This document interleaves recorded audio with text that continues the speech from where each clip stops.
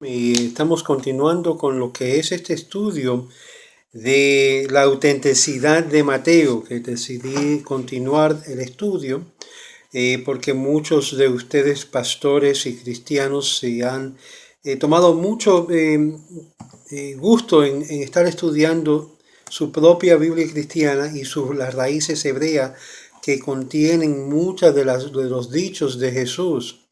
Y hay cosas obvias que en el Evangelio de Mateo no son auténticos al texto, siendo que Mateo en muchas de sus fuentes copió de Marcos, que era el texto más antiguo, que algunos dicen que estaba escrito alrededor del año 70 o cerca del año de la destrucción.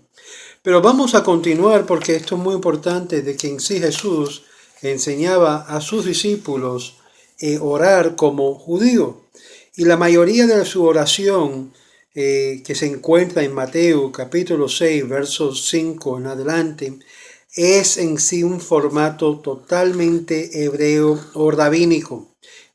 Hago énfasis rabínico porque en sí, en tiempos antiguos, las oraciones se hacían espontáneo y no había nada por escrito. Aquí vemos una indicación primaria de que en sí el ejemplo de que Jesús está dando en sí ya estaba escrito en muchas de las fuentes rabínicas de su tiempo. Ya se estaba formalizando porque se estaba ya anunciando desde ese tiempo que el templo iba a ser destruido y por lo tanto las oraciones tenían que ser puestas de una forma de orden para que el pueblo no perdiera lo que era la costumbre de orar 3 veces al día, que era por la mañana, Shacharit, por la tarde, lo que es Minjá, y lo que es por la noche, Arbit. Y normalmente para cumplir con lo que es ambos por la tarde y por la noche se combinaban lo que es Minjá y Arbit, pero no hay una regla definitiva que hay que hacerlo de esa forma, sino puede hacerlo de la forma que se acostumbraba, que puede ser desde el mediodía en adelante, Minjá, hasta antes de tardecer el sol, lo que es del día, porque ya entrando lo que es anochecer, ya comienza el día siguiente. Recuerde que nosotros contamos la noche primero y luego el día. Entonces cuando vemos acá, vemos en sí la estructura de la oración de Jesús en el verso 9 en particular, cuando Él da el ejemplo para cómo orar, indica claramente que hay que orar a Dios el Padre y solamente a Dios, no a Jesús, no por mediador, nada de eso vas a encontrar en la oración de Jesús. Indicación de que Jesús mismo oraba a nuestro Padre Celestial. Es decir, que no estaba orando ni siquiera en su propio nombre para coger mérito de sí mismo. Y esto es muy importante de comprender. En la manera como habría de orar, se halla como el modelo antiguo de la tradición rabínica dentro de lo que se considera el Shemoneh Esrei, las 18 bendiciones. Y esto también en lo que es el Kadish, la santificación que hacían los rabinos. Nuestro Padre, tráenos de nuevo a nuestro Padre, a vuestro Torah, como dice en Shemoneh Esrei, que estás en el cielo, que sea santificado tu nombre en este mundo, así como estás santificado en el cielo. Eso es parte también Shemoneh Esrei. Que sea santificado tu gran nombre, que sea exaltado y santificado. Eso lo vas a hallar también en el gran Kadish rabínico.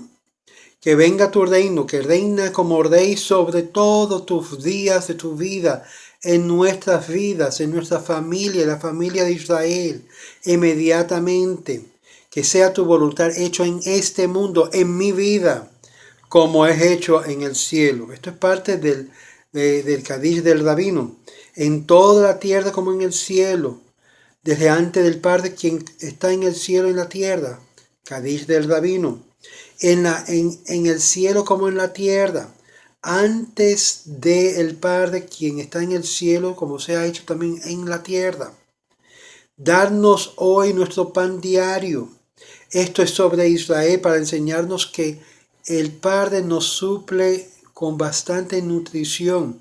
Además, la palabra pan, lechem, significa sostenimiento. Se está hablando también del sostén a diario que Dios provee a toda su criatura, sea judío o no judío, sea los animales o sea humano. Claramente Dios sostiene todo. y es de su rica sostenimiento que recibimos todo.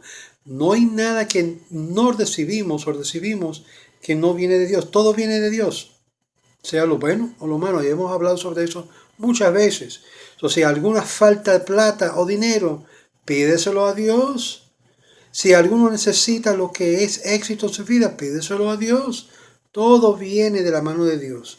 Dice, perdónanos nuestras deudas como nosotros perdonamos nuestros deudores.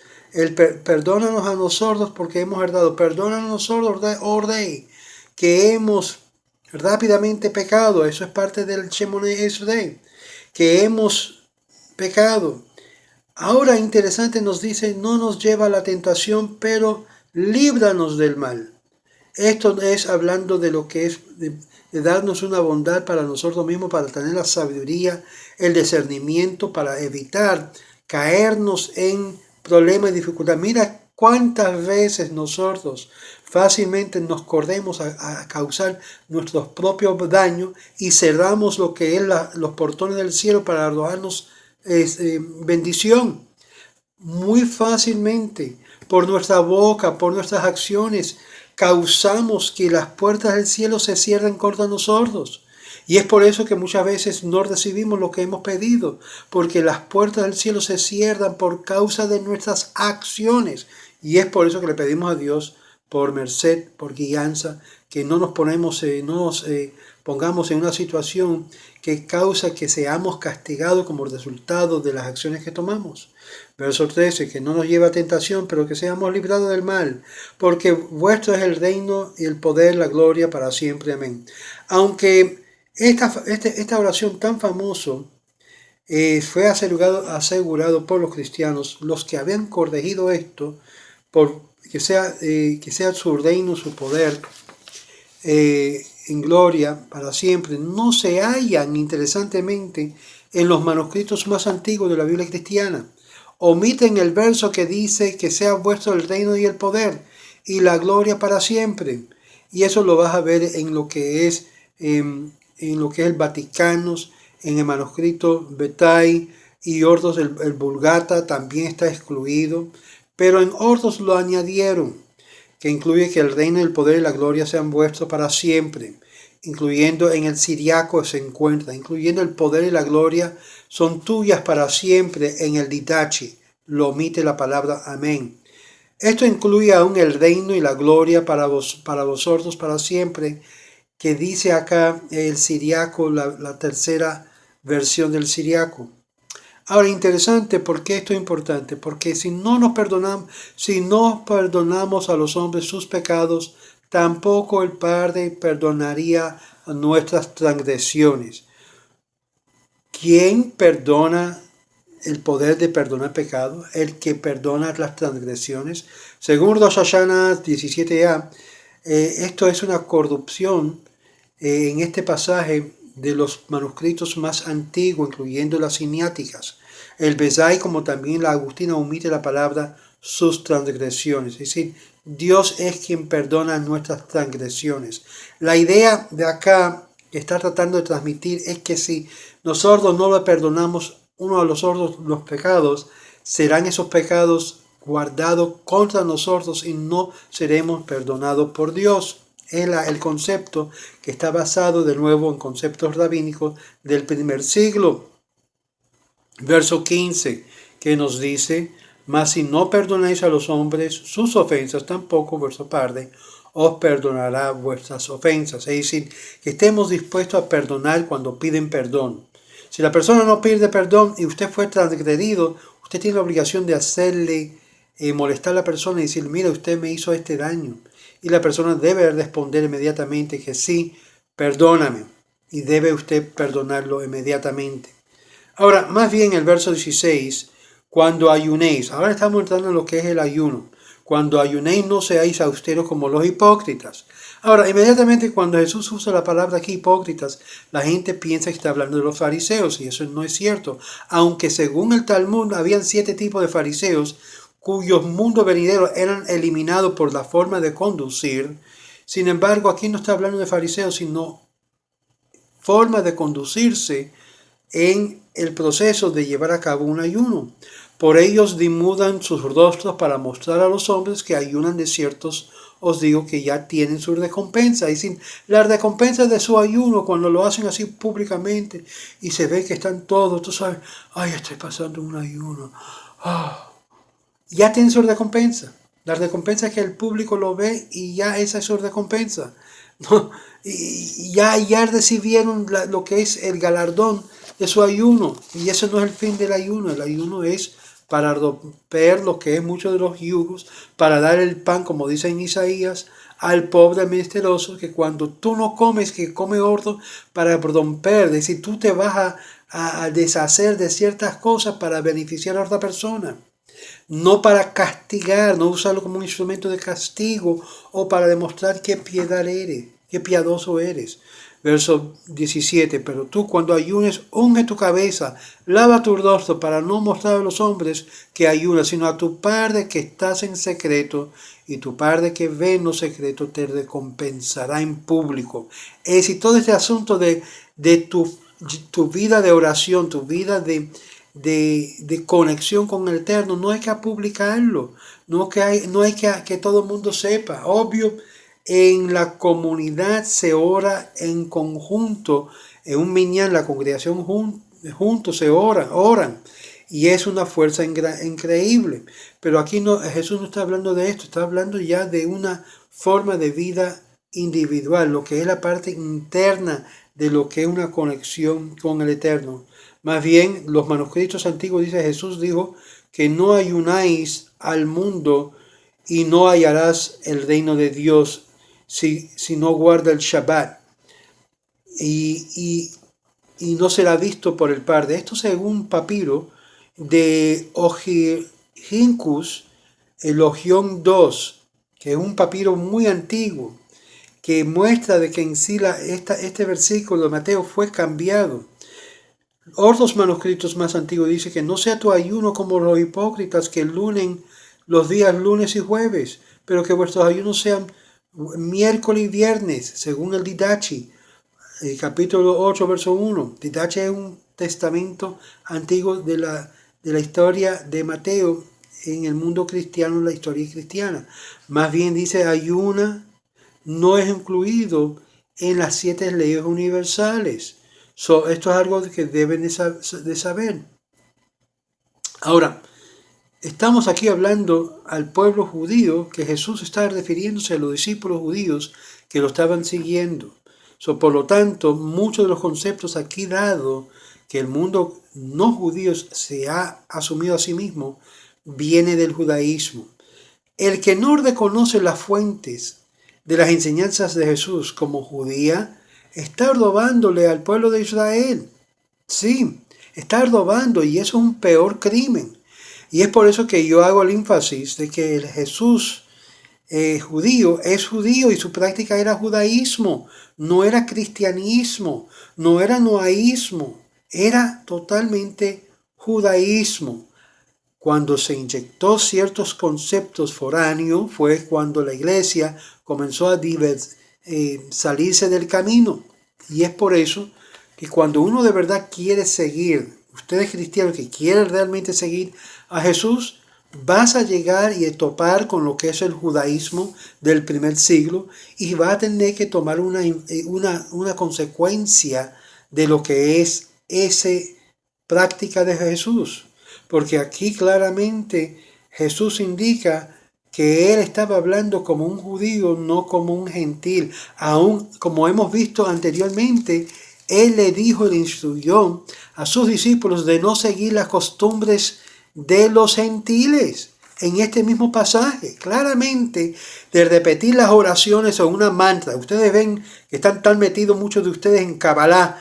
Y la Kabbalah, que es lo que le enseña, es una repetición de una palabra. Ya,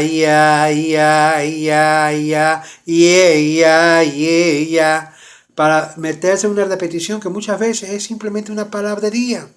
Es una mantra, es una repetición de una palabra, pensando que la palabra en sí tiene el poder. Y esto es paganismo, amigos. Y sí, el paganismo gentil se infiltró aún en las fuentes esotéricas judías.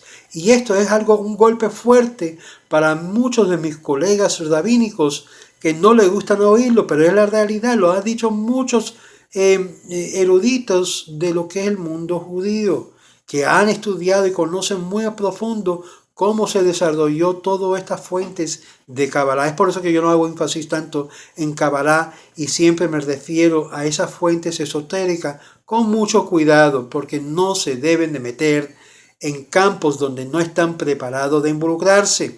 Y esto es lo que está el mundo de hoy enseñando, dando lo que es la espiritualidad fácil, barata y sin leyes. Y eso es un gran error, amigos. Vamos a ver que el tesoro de verdad de todo esto está en lo que es en Dios. Y vamos a ver en el verso 19 al 20 que dice: no os hagáis tesoros en la tierra, donde la polilla y el orín corrompen, y donde ladrones minan y hurtan, sino haceos tesoros en el cielo, donde ni la polilla ni el orín corrompen, y donde ladrones no minan ni hurtan. Porque donde esté vuestro tesoro, ahí también está vuestro corazón. ¿Qué es lo que hay en tu corazón? Muchas personas son ambiciosos, está lleno de lo que es materialismo y lo que es lo físico, porque la mentalidad tristemente del mundo de hoy es: vamos a gozarnos materialmente, porque al fin y al cabo este es el único mundo que tenemos y no tenemos otro mundo pero este. Por lo tanto, a gozar, ¿sí? Y ese es el error que lleva a la mayoría del mundo a un lugar de perdición eterna. Perdición en el sentido que no tienen vida, estando aún en vida, están muertos, porque cuando se termina lo que es el momento de placer, el momento del gusto, el momento de entretenimiento, regresan a su estado de mortandad espiritual. Y eso es una realidad, y es algo que también dice claramente en nuestras enseñanzas. El rabino Hillel dijo que más posesiones, más preocupaciones.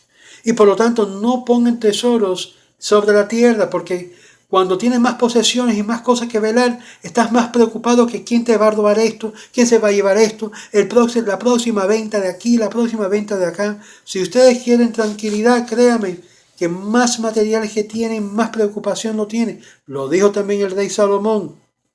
En Pirkei Avot capítulo 2 verso 8 lo dijo también el rabino Hillel, que fue antes de Jesús, donde los ladrones no quebrantan ni roban. Después del rey Monbas, la familia Monbas fue reprendido porque llevó toda su familia, por haber dado todos sus bienes todos los bienes de su tesoro familiar, y le respondió: mis ancestros guardaron un botín tesoros en un lugar secreto que podía ser alcanzado por seres humanos, pero yo he restaurado todo ese lugar donde no hay manos humanas que pueden robarlo. ¿De qué se hablaba? Esto está en Baba Batra, capítulo 11, verso A, en el Talmud. ¿De qué está hablando? La tzedakah, las obras de caridad, la ayuda de ahora, es donde rompe lo que es y causa que la persona comience a tener un banco de méritos espirituales que no puede ser robado, nadie lo puede quitar. Verso 24 lo dice claramente, y lo dice en Pirkei Avot 4:12. Dice el rabino Meir: reduce tus actividades en negocio y involúcrate más en el estudio de la Torá. Involúcrate. ¿Cuántas personas no se involucran? Están todo el día trabajando, están todo el día buscando dinero y plata para pagar los placeres y el dinero, los gustos de este mundo, y luego están en vacío espiritual porque no invierten tiempo de sus horas o su vida en el estudio de la Torá, en el estudio de las Escrituras. Y entonces dice: ¿por qué estoy haciendo todo esto? Cuando ya el cuerpo está totalmente debilitado, está totalmente quebrantado, está totalmente que ya no está funcionando las cosas como igual. Y se da de cuenta: ¿sabes qué? He echado a perder mi vida entera. ¿En qué? En trabajar, en sudar, en buscarme las cosas de las comodidades de la vida, y de fin a cabo todo esto se va a quedar atrás. Por eso lo único que vas a poder llevarte son los valores espirituales. En este mundo no tiene. Se encuentra en la Torá. Y eso lo dice el verso 24, el mismo Jesús, repitiendo las enseñanzas claramente sobre esto. Dice, la lámpara del cuerpo es el ojo. Así que si tu ojo es bueno, todo tu cuerpo estará lleno de luz. Pero si tu ojo es maligno, malo, todo tu cuerpo estará en tinieblas. Es lo que yo estaba hablando anteriormente. Hay personas que están vivos, pero están bajo oscuridad. Tienen miedo a la oscuridad porque la oscuridad le viene a visitar cuando la luz se apaga. Así que si la luz que en ti hay es tiniebla, ¿cuántos no serán las mismas tinieblas? Es decir, cuando tú cierras tus ojos, ¿está tu alma iluminada con Torah? ¿De las verdades, de la luz de Dios, de las cosas de Dios? ¿O están apagados por las oscuridades y el materialismo y las cosas físicas de este mundo? Es por esto el énfasis de nuestro ser no debe ser en la búsqueda de las cosas materiales, ni en la búsqueda de lo físico. El mundo está lleno de lo que le atrae a los ojos, a la fisiología, lo que el mundo cristiano llama la mundanalidad, lo físico, lo atractivo a los ojos, lo que es todo lo que tiene que ver con porneo. Y aquellos que saben lo que significa porneo, creo que queda muy claro. El mundo de hoy está obsesionado por lo físico, por lo que aparece, no lo que es o son. Ninguno puede servir a dos señores porque aborrecerá el uno y amarás al otro, dijo Jesús, y estimará el uno y menospreciará el otro. No podéis servir a Dios. Y la palabra aquí es interesante, es la palabra mamón, dice riqueza en la traducción castellano. Mamón significa las cosas materiales, no solamente dinero, sino también placeres, sino también todo lo que es pasajero, el mundo del morbo, el mundo de lo que es de lo que es lo físico, todo gasta, todo se va. Y es por eso yo me quedo asombrado de cuántos hombres, y en particularmente mujeres, están tan obsesionados de lucir para captar los ojos y las mentes y corazones de los hombres que lo ven. Y todo simplemente para sacar provecho. ¿Qué tipo de provecho? Provecho físico, material. Material o físico por lo físico. El intercambio que hoy en día se hace constantemente en las redes. Esto es algo terrible y esto es lo que está matando a tantas personas y no se están dando de cuenta. Hasta el último momento de su vida que se dan de cuenta, he gastado toda mi vida en estas cosas, que en sí al fin y al cabo viene y se va, es pasajero. Y es ahí donde destruye hogares, destruye vidas de personas, destruye por un momento de placer físico. Destruye toda su existencia, toda su paz, todo lo que es armonía que había en la vida de un hogar. Todo por un momento pasajero de placer, lo destruyen todo, todo, todo, todo. Y ahí dice claramente, según Pirkei Avot, que en sí debemos de reducir lo que es apegamiento a lo material. Bueno, vamos a parar aquí al verso 24 porque es bastante fuerte. Y como había dicho, todos estos pasajes, estas enseñanzas que Jesús dio a sus discípulos judíos es 100% judaísmo, aunque hubo ahí, como hemos visto, algunos cambios en los manuscritos para acomodar ciertas ideologías cristianas que la iglesia hizo. Sin embargo, se mantuvo, que sea en este pasaje, intacto lo que es el judaísmo de Jesús del primer siglo. Vamos a seguir con este estudio porque yo sé que muchos de ustedes se están beneficiando a poder separar lo que fue añadido para dañar el mensaje de Jesús y lo que fue originalmente puesto ahí. Shalom, shalom.